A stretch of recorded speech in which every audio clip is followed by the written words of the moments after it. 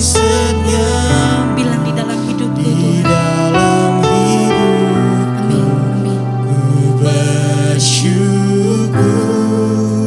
Kami bersyukur Tuhan.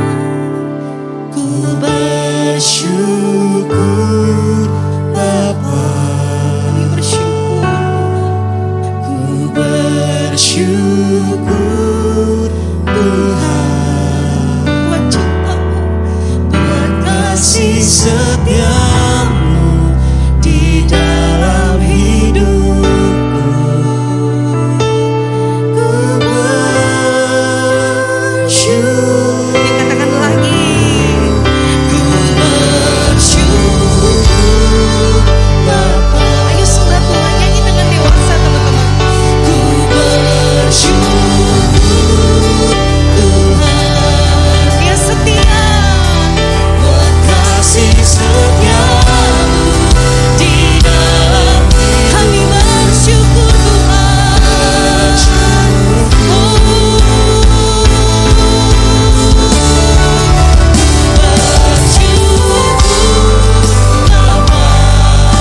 Apapun kondisimu hari ini, ayo bilang, aku bersyukur Tuhan.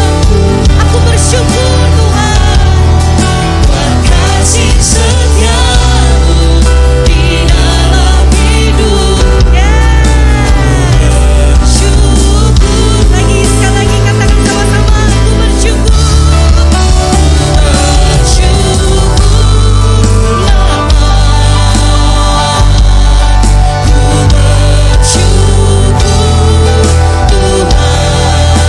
Teman-teman jangan takut untuk datang sama Tuhan. Ayo jangan takut datang sama Tuhan.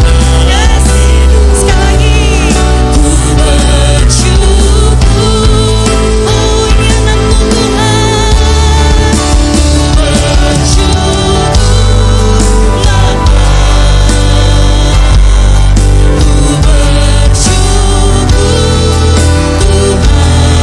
Terima kasih. Buat kasih setiamu di dalam hidupku. Ku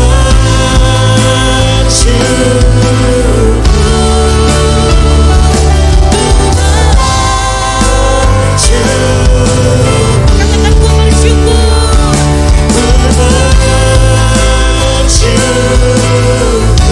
Panggil namanya. Anak muda kasih tepuk tangan yang meriah buat Tuhan. Kita namanya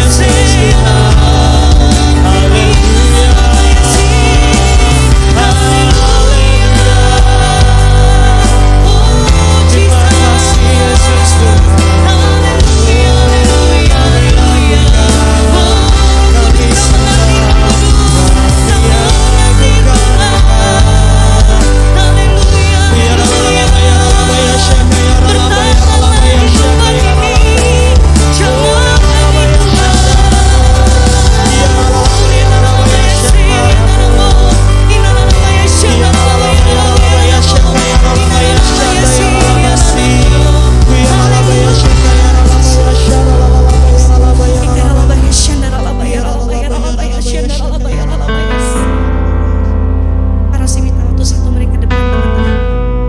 Mungkin ada yang lama kayaknya nggak ngerti apa yang namanya intim, berkasih-kasihan sama Bapa di surga. Teman-teman, satu fakta kebenaran, dengar baik. Dia Bapamu. Dia Bapamu. Kamu anaknya. Jadi kamu harus ketemu sama Bapa. Dirabakaralah bosekin ya Rabu. Yang mau ketemu sama Bapa karena Karosi merasa Bapa udah siap. Cuma yang mau. Angkat tanganmu sama Tuhan. Ya Rabakal.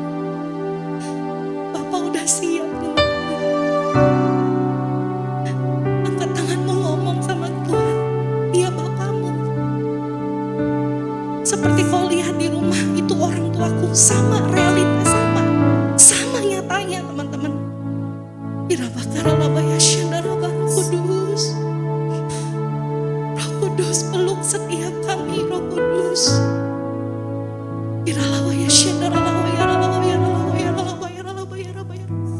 Mengalir Roh Kudus, mengalir.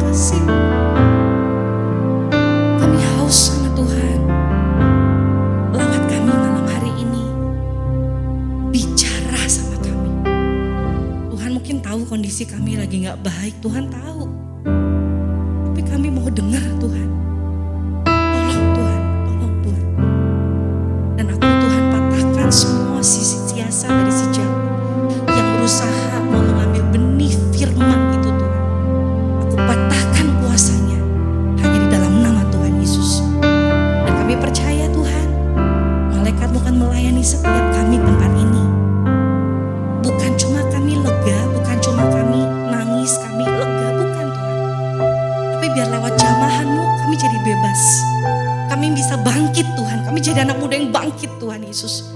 Terima kasih Tuhan, bicara sama kami malam hari ini. Pakai mulut bibir hamba-Mu Tuhan yang gak ada apa-apanya Tuhan, tolong Tuhan. Di dalam nama Yesus kami ucap syukur dan berdoa, haleluya. Sama-sama katakan, amin. Boleh sama-sama katakan? Amin. Puji Tuhan, silakan duduk semuanya teman-teman yang melayani.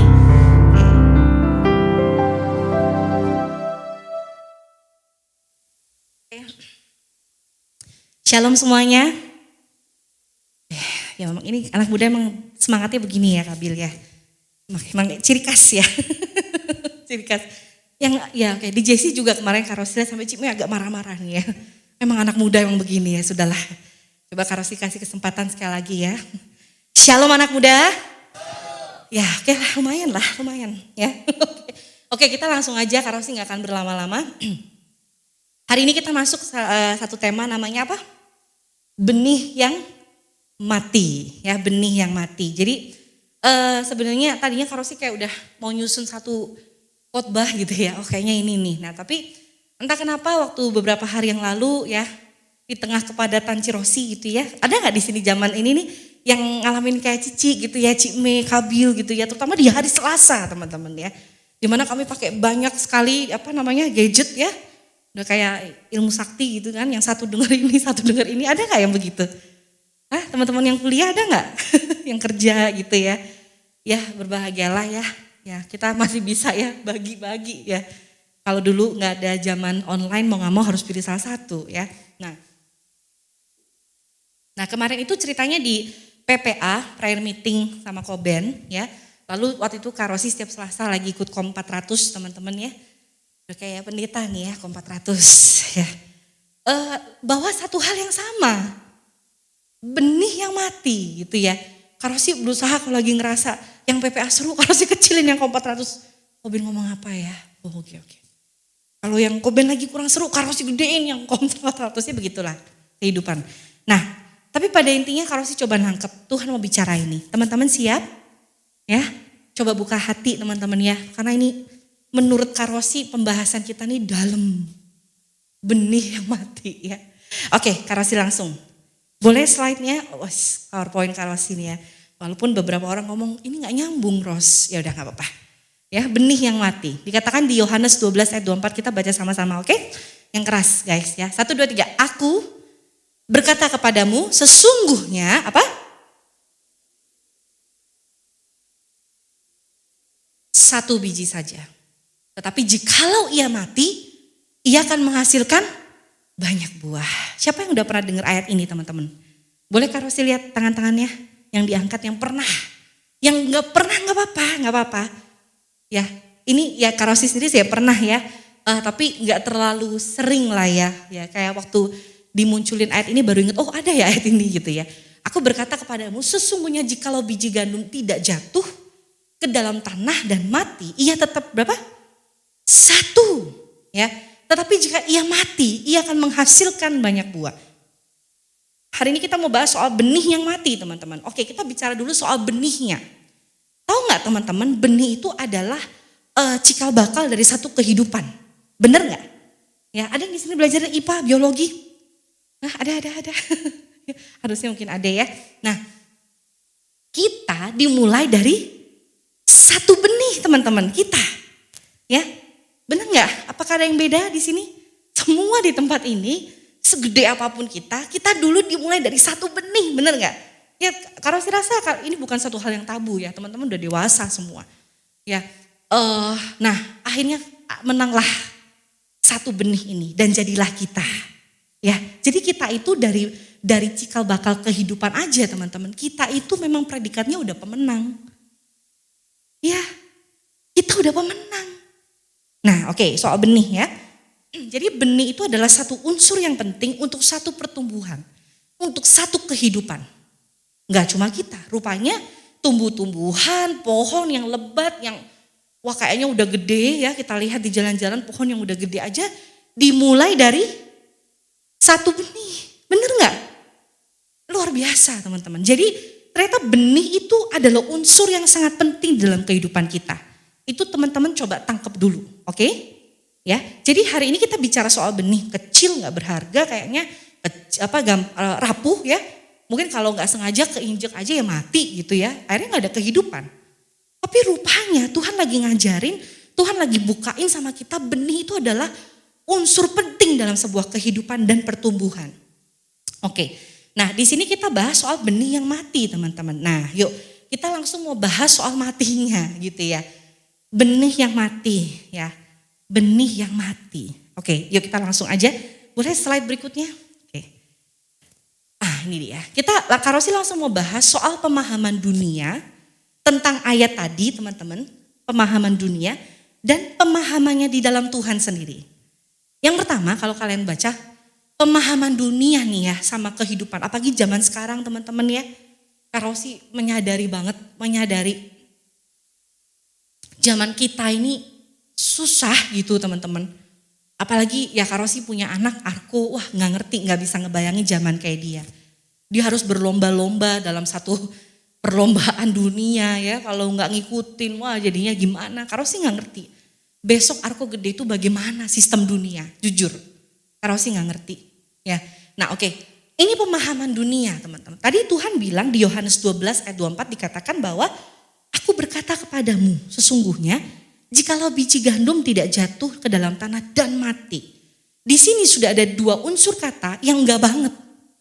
Jatuh dan mati. Ada enggak motivator yang ngomong, hai Bapak Ibu Saudara, matilah dan jatuhlah. Kayaknya enggak ada ya. Harus aja kalau jadi well bangkitlah gitu kan ya. Tadi Jerry katakan gitu kan, semangat. Tapi ini memang luar biasa. Nah pemahaman dunia.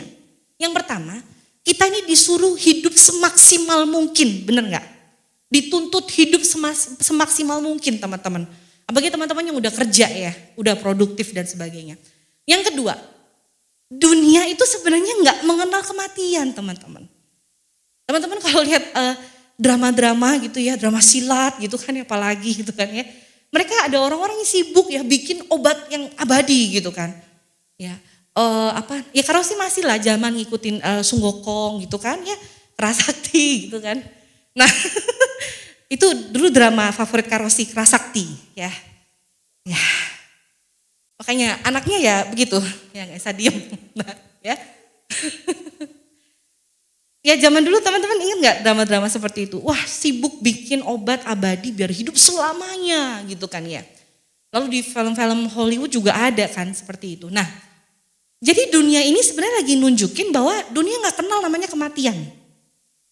Ya memang kalau orang mati ya sudah mati aja. Tapi kamu gak boleh mati, kamu gak boleh jatuh, kamu gak boleh terpuruk. Lu harus bangkit, lu Lu harus punya standar. Terus dituntut seperti itu teman-teman. Terus dituntut seperti itu.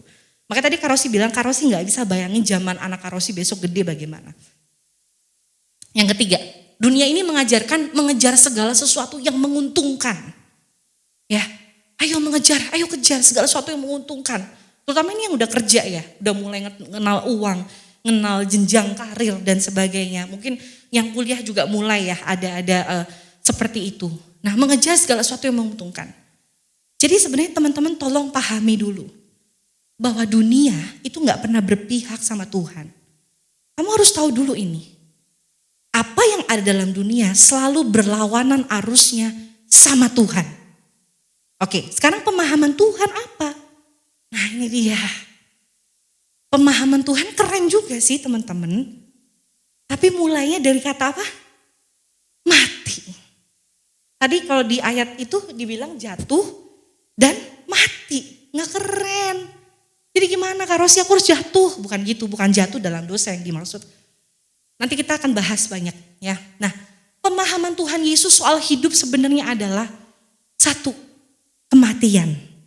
Mati. Oke, teman-teman jangan kaget. Mati apa yang dimaksud dari Tuhan? Mati kedagingan kita. Mati manusia lama kita, teman-teman. Teman-teman di sini baru kemarin ya ada rombongan besar yang baru dibaptis ya. Gimana? Kalian dicelupin gitu kan? Siap? Ya. Lalu dicelupin semua, tubuh harus tenggelam dikatakan kalau lagi pengarahan baptisan. Semi kemarin semua kan? Ya oke. Kalau belum ulang. Nah itu tanda memang kita nih harus mati semua. Mati kedagingan kita, mati dosa kita, mati hidup lama kita. Lalu diangkat. Dan akhirnya tahap kedua kita hidup. Hidup di dalam Tuhan teman-teman. Hidup di dalam Tuhan. Dan yang ketiga kita berbuah. Teman-teman ngerti sampai sini? Ngerti teman-teman? Oke puji Tuhan. Berarti khotbah Kak Rosi sudah selesai. Ya, jadi pemahaman Tuhan Yesus sama pemahaman dunia itu beda teman-teman. Beda. Coba balik ke pemahaman dunia tadi. Mau berbuah harus hidup semaksimal mungkin. Ya, banyak orang yang meninggalkan kerohaniannya supaya dia bisa hidup semaksimal mungkin. Banyak. Tidak mengenal kematian. Pokoknya terjang aja terus deh. Pokoknya kerja. Gak peduli kesehatan dan sebagainya. Itu ya banyak, itu hal-hal yang umumnya. Tapi apa yang kata Tuhan? Dibilang jikalau biji gandum tidak jatuh ke dalam tanah dan mati.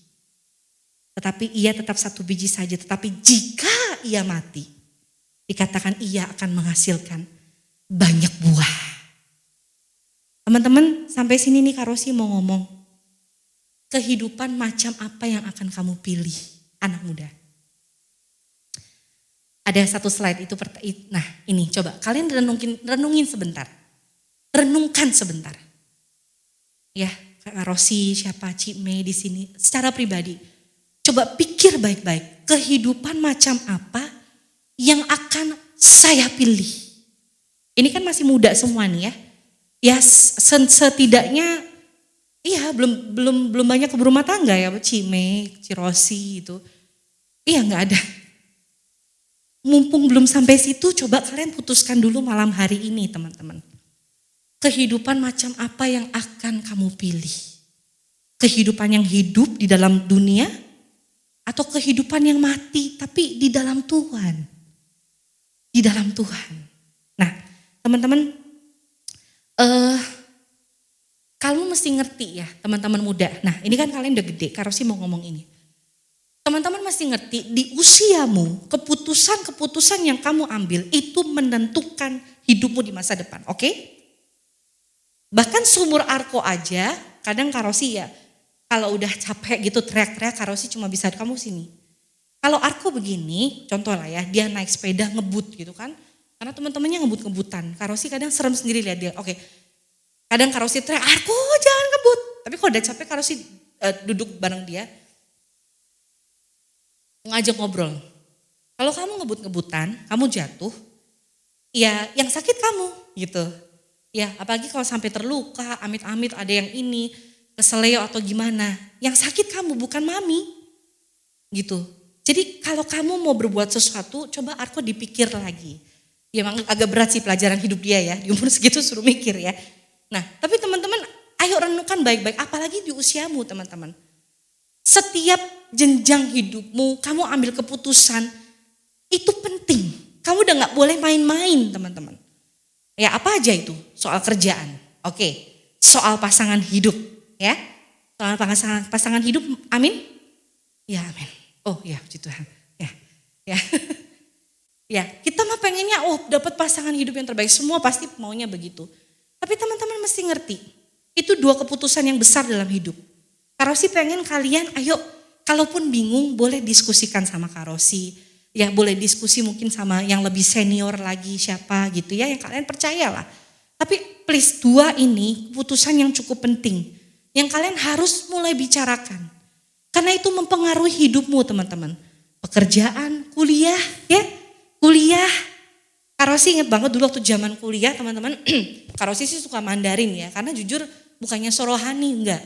Tapi waktu SMA, Kak Rosi sering ceritakan, di SMA, Kak Rosi ini unggul banget sama akuntansi. Percaya enggak? Di Tuhan ya.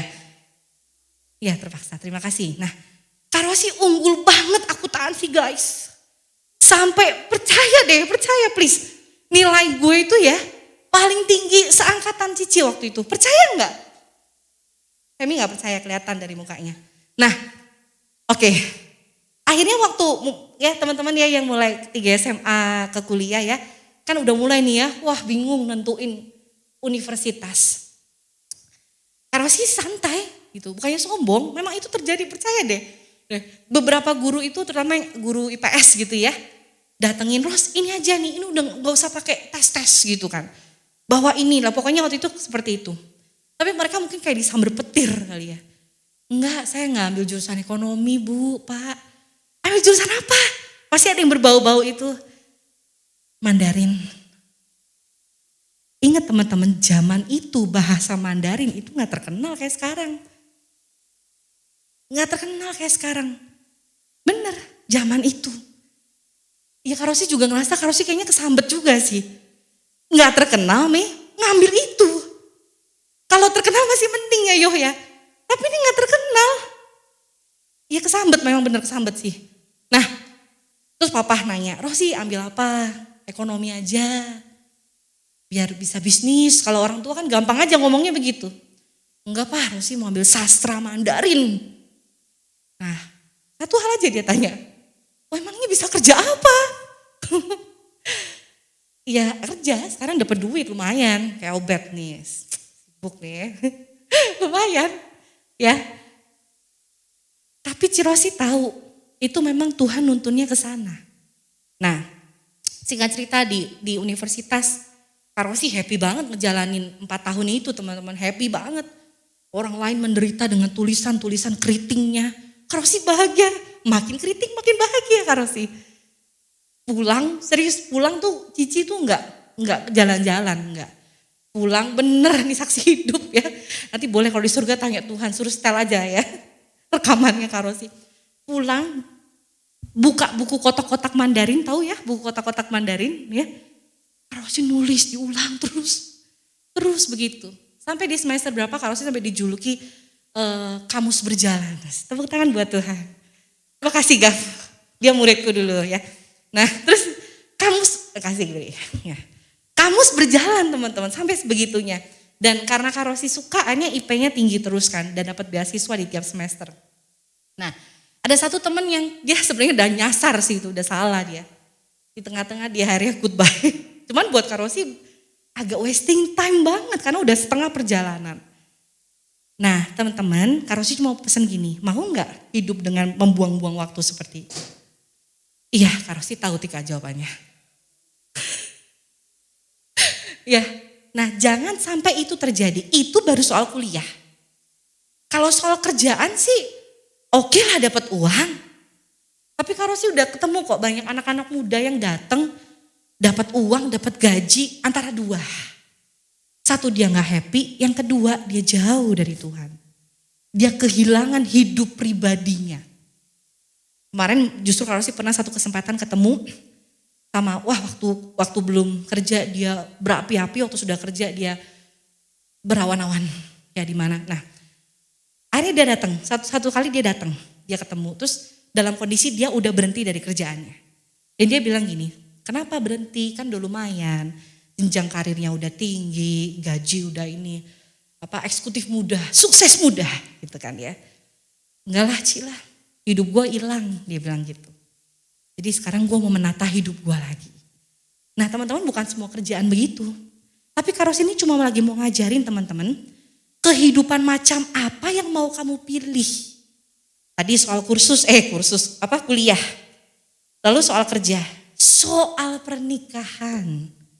Ya, Kairos ini jujur sangat menghargai teman-teman yang datang ke Kairosi bahas soal kerjaan. Ci, aku boleh nggak jadi kerja di sini? Kairosi sangat menghargai loh teman-teman. Karena firman Tuhan mengatakan banyak penasehat itu baik buat kita. Ngerti teman-teman? Banyak penasehat itu baik buat kita. Baik buat kita. Jadi teman-teman, ayo walaupun kamu tahu, Cici tahu kamu pinter, tapi tetap belajarlah rendah hati, dengar penasehat-penasehat yang Tuhan taruh dalam hidupmu. Nah, Kairosi juga sangat menghargai teman-teman yang datang bilang, Ci aku lagi deket sama ini, menurut Cici gimana? Ci aku mau merit, menurut Cici gimana? Cici sangat menghargai.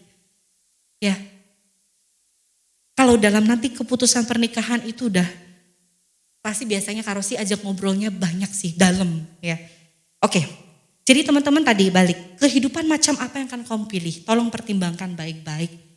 Hari ini kita bahas soal itu teman-teman. Habis ini udah gak boleh sembarangan ambil keputusan. Bener? Ya, oke, yuk lanjut kita langsung. Teman-teman soal, kita masuk lebih lagi ya, benih yang mati ini. Oke, teman-teman memang semua orang, semua anak Tuhan, nabi-nabi besar mengalami kematian ini teman-teman. Mengalami yang namanya diremukin, diulek-ulek sama Tuhan. Teman-teman pernah makan enak? Pernah lihat itu apa namanya nih yang review makan itu, makan enak nih.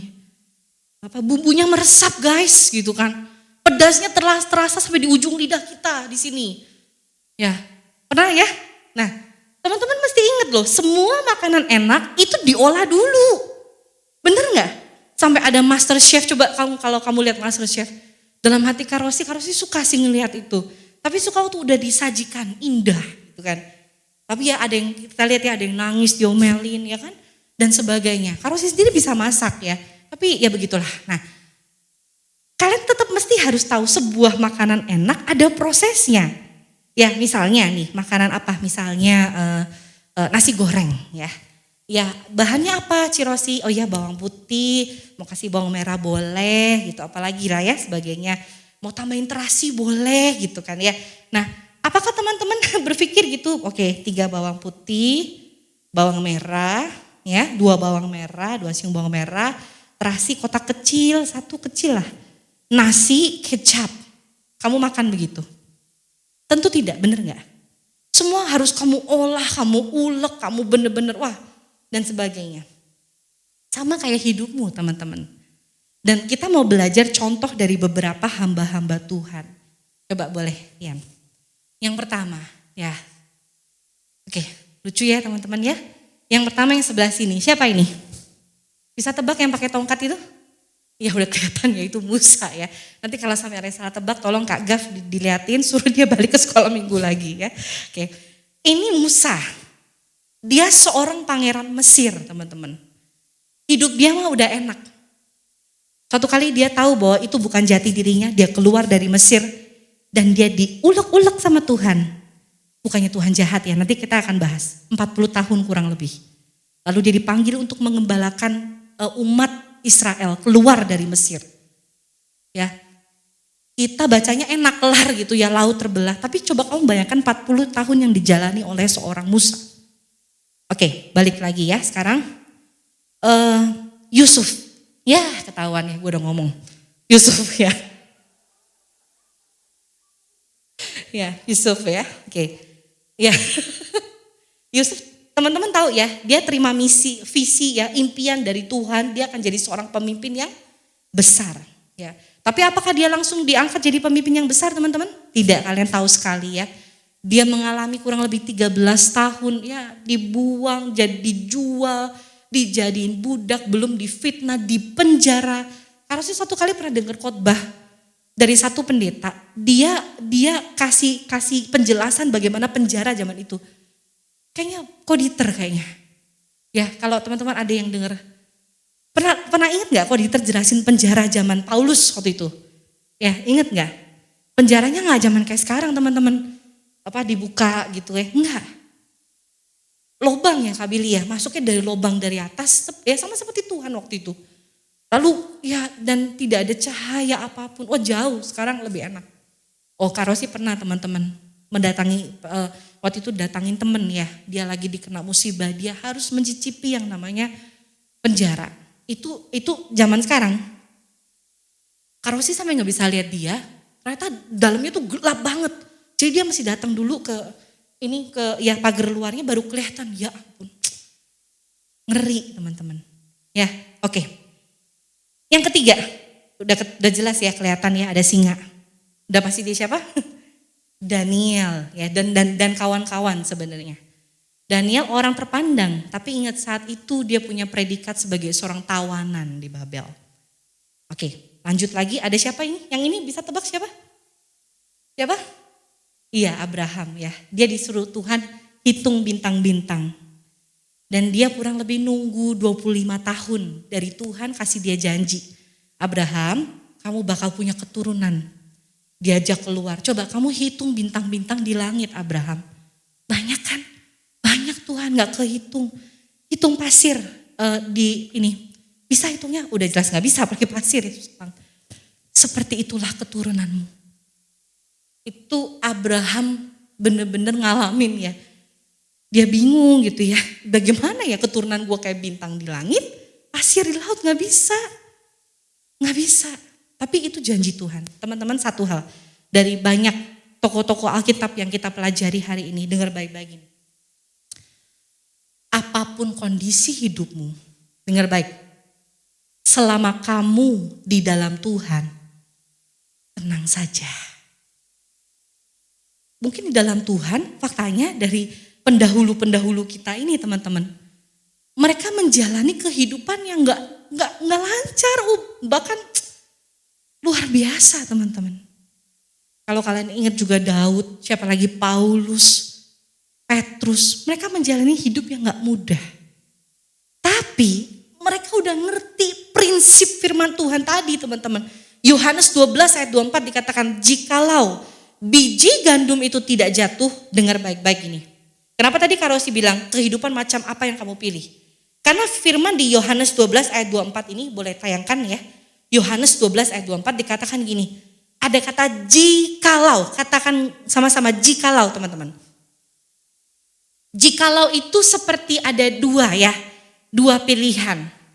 Ya, aku kalau emang gak ada mie goreng ya bolehlah kue tiaw goreng gitu ya. Jikalau biji gandum tidak jatuh ke dalam tanah. Jikalau seandainya biji gandum, seandainya seorang Rosi memilih tidak jatuh ke dalam tanah menjadi benih yang mati, ngerti? Pilihannya tetap ada di tangan kamu teman-teman. Jikalau, ia tetap satu biji saja, tetapi jikanya diulang lagi. Jika ia mati, kalau seorang Rosi memilih menjadi benih yang mati di dalam Tuhan, Rosi akan menghasilkan banyak buah. Itu janji Tuhan teman-teman. Kenapa tadi teman-teman tokoh-tokoh Alkitab itu mau menjalani itu teman-teman. Menjalani hidup-hidup yang gak gampang sebenarnya. Karena mereka ngerti banget mereka di dalam Tuhan. Mereka ketemu Tuhan, mereka dengar suara Tuhan. Mereka terima pesan-pesan dari Tuhan. Ya, kalau kalian teman-teman ingat Daniel ya. Daniel tuh milih udah gak apa-apa. Gue dimakan singa ya teman-temannya gak apa-apa. Gue dimasak di dapur perapian yang menyala-nyala. Yang penting saya gak nyembah patung. Sampai situ gak kita nih kira-kira teman-teman. Teman-teman harus ngerti dulu, kamu harus rela menjadi Rosi yang mati. menjadi angel yang mati, menjadi Farel yang mati di dalam Tuhan, teman-teman. Karena janji Tuhan ini, jika ia mati, sebenarnya nih, maksud dari kalimat ia akan menghasilkan banyak buah adalah ia akan hidup berlimpah-limpah. Itu maksudnya, teman-teman. Oke. Sekarang pertanyaannya, kenapa harus mati? Emang harus mati, Kak Cirosi? Boleh gak saya mendapatkan itu semua tanpa saya harus mati? Kita pakai logika sederhana, teman-teman jawab aja. Tapi renungin dulu, bisa gak? Bisa gak menurut kalian? Kita dapatkan hidup yang berlimpah-limpah dalam Tuhan, kalau kitanya nih gak mati, teman-teman.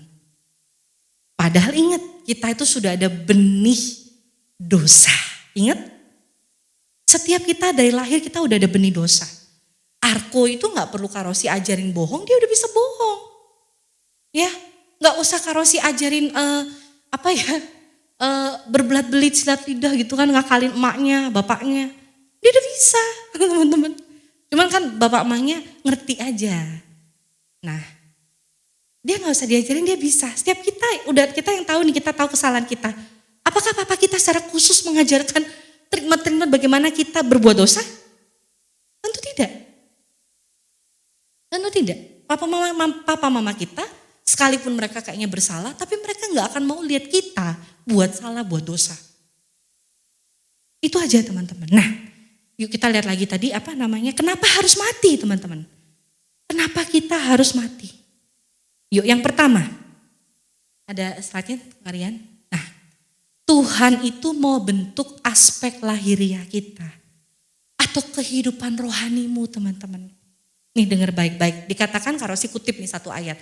Sebab itu kami tidak tawar hati, tetapi meskipun manusia lahiriah kami makin merosot, namun manusia batin ya kami dibaharui dari sehari ke sehari. Teman-teman, satu hal aja yang Karosi tulis di sini. Karosi pengen kalian ingat baik-baik. Satu saat orang pasti pulang ke rumah Bapa. Benar? Yang kamu bawa ke rumah Bapa di surga adalah itu tadi, kehidupan roh. Tapi memang aku gak boleh prestasi dong, Ci. Boleh.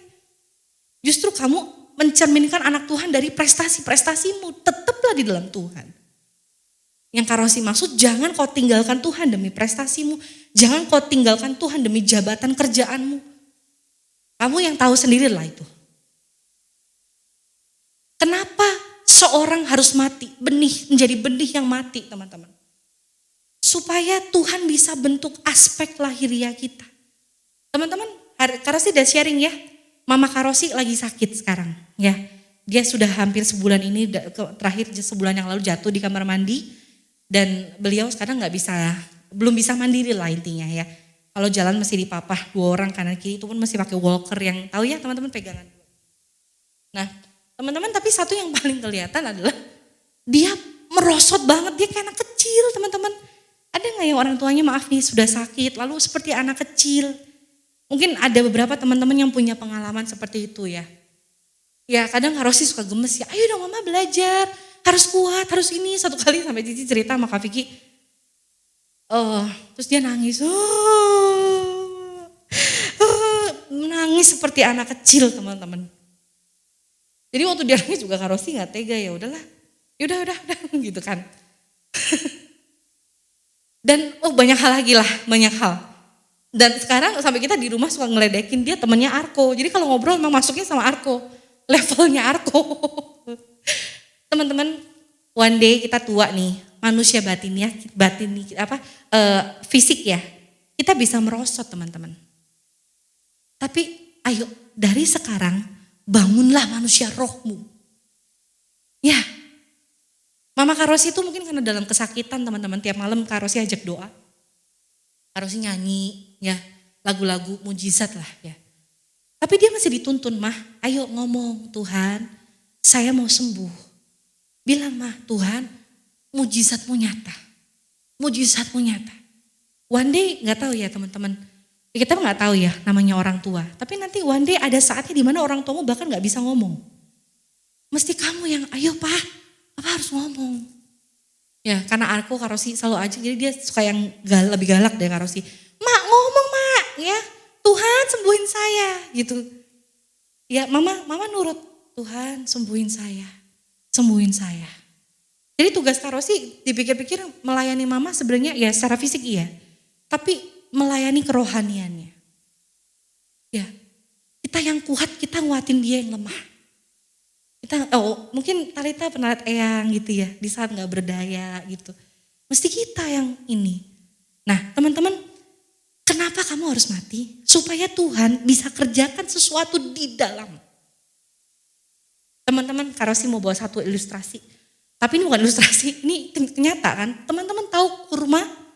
Nah coba boleh Rian langsung aja loncat yang ada gambar padang pasir dan satu pohon, dan percayalah itu adalah pohon kurma teman-teman.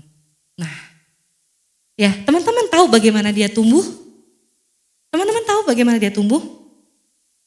Satu biji benih ya ditaruh di padang pasir begitu, yang tidak ada air sebenarnya ya, gersang kering, ditaruh di sini ya.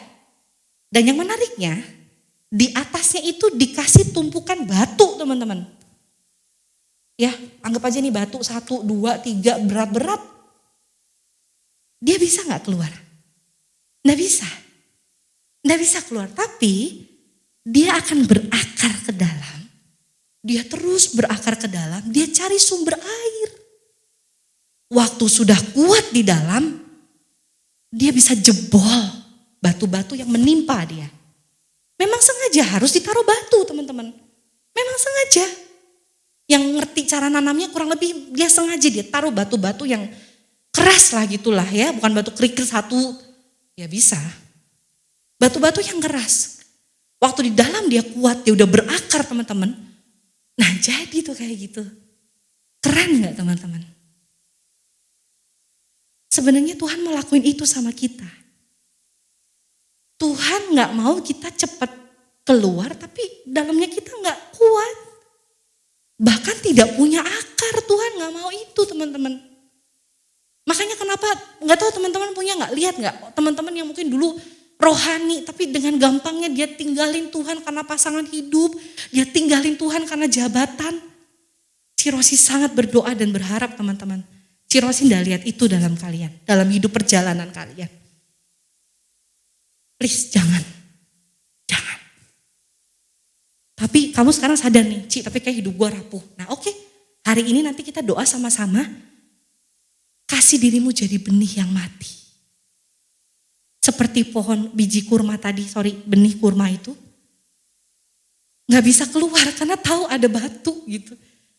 Ya sebentar. Cuma mau ada acara keluarga teman-teman ya. Nah dengar baik-baik teman-teman. Sama waktu mama Karosi jatuh, Karosi jujur agak marah jujur. Kenapa Tuhan begini? Dan itu seperti bener, kayak seseorang yang mau keluar gitu. Gak bisa, kayak ditimpa batu. Tapi ya udah coba bertahan di dalam situ, bener. Di dalam kesesakan, di dalam gak bisa apa-apa. Kita dipaksa Tuhan cari sumber air kehidupan. Karena dia mau kita berakar ke dalam. Bukan cuma tumbuh keluar, tapi tidak berakar di dalam. Oke, lanjut lagi ya. Kenapa kita harus mati? Yang pertama tadi Tuhan mau bentuk aspek rohani kita, teman-teman. Suatu saat kita mati itu yang kita bawa. Udah ingat aja itu. Yang kedua, rencana Tuhan kalau kita mati, nih kitanya mati, teman-teman. Kitanya mati, teman-teman. Rencana Tuhan baru bisa nih mendarat. Katakan mendarat. Mendarat, ya. Teman-teman percaya Tuhan punya rencana besar atas hidupmu? Percaya? Percaya. Tapi percaya teman-teman, kita tidak lakukan dengan cara kita hidup mati di dalam Tuhan. Artinya kita nyerahin semualah hak-hak kita, kesenangan kita. Maka rencana Tuhan yang hebat seperti apapun teman-teman, tidak mungkin mendarat, artinya nyampe ke hidup kamu. Nggak mungkin. Nggak mungkin teman-teman. Karosi mau banyak kesaksian atas hidup Karosi. Karosi itu dari kecil, kalian tahu ya, Karosi udah diajar pelayanan, susun bangku dan sebagainya. Makanya sekarang Karosi gak mau susun bangku. Ya, sombong ya, enggak teman-teman. Susun bangku ya, di sekolah minggu absenin nama anak orang, terus bertahun-tahun begitu. Nah, Lalu satu kali mulai nih menjelang SMP, ada aja tiba-tiba kayak satu hamba Tuhan, dua hamba Tuhan datang sama Kak Rosi, dia nubuatin, kamu akan jadi pemimpin, kamu akan jadi pemimpin. Itu usia SMP loh, kamu akan jadi pemimpin. Ya Kak Rosi, ya amin Tuhan, amin, amin, amin. Ya kan gak ngerti ya, tapi Kak Rosi terus belajar, ikutin aja, ikutin terus, ikutin terus, ikutin terus, ikutin terus. Sampai ya di usia-usia dewasa ini Kak Rosi mulai kayak bisa menyusun kerangka ya. Bisa menyusun kerangka panggilannya Tuhan, teman-teman. Yuk dengar baik-baik, apa yang sudah melayani nih? Dengar baik. Kalau kamu nih udah melihat kerangka panggilan Tuhan, jangan pernah dengan gampangnya melepaskan itu. Kamu acuh tak acuh, kamu pura-pura gak tahu. Kayaknya Tuhan sebenarnya udah panggil aku di area ini. Karena kalau kamu menyangkal itu bahaya banget. Itu celah yang besar buat iblis memporak-porandakan hidup kita, teman-teman. Bentuknya Kak Rosi komit dalam kematian Kak Rosi dalam Tuhan adalah salah satunya. Kak Rosi kemarin share sama satu orang. Baru kemarin-kemarin, Kak Rosi sangat pilih-pilih dalam pekerjaan. Pertama Kak Rosi sempat kerja di satu lembaga kursus. Kak Rosi udah kayak tangan kanannya gitu. Wah pokoknya semua Kak Rosi lah gitu ya. Yang Kak Rosi pernah cerita, bosnya itu kalau lihat Kak Rosi gak naikin gaji, gatel teman-teman. Rosi, wah harus naik gaji Ros. Oke siap, nanti ketemu lagi di tangga. Rosi, kamu udah naik gaji belum? Belum. Oh naik gaji nanti, tenang aja. Sampai sebegitunya. Sampai satu kali Kak Rosi menyadari, bukan ini. Iya sih benar Kak Rosi ada dalam tracknya ngajar bahasa Mandarin ya. Tapi bukan di sini. Nah, ini Kak Rosi cabut dari kantor itu. Ya dengan gaji udah lumayan di zaman Kak Rosi dulu. Kak Rosi cabut dengan segala tetesan air mata ya. Dan akhirnya Kak Rosi sekarang punya prinsip dalam memilih pekerjaan. Banyak yang nawarin, Ros jadi penerjemah. Ros kerja di kantor, gajinya sekian ya. Udah pernah dulu Kak Rosi, inget nih teman-teman Kak Rosi kesaksian ya Tuhan. Kak Rosi tergoda saat itu diajak seseorang, bukan laki-laki ya. Maksudnya tergodanya gini teman-teman, dia ngajakin kerja, jadi dia punya bisnis sama orang Cina ya pastinya kan gue Mandarin ya. Lalu kita ketemu waktu itu di mana ya? Yang waktu itu meledak bom itu di mana ya? Bursa Efek, bener nggak? Iya, yang meledak itu bener nggak? Yang dibom? Bukan hotel, bukan.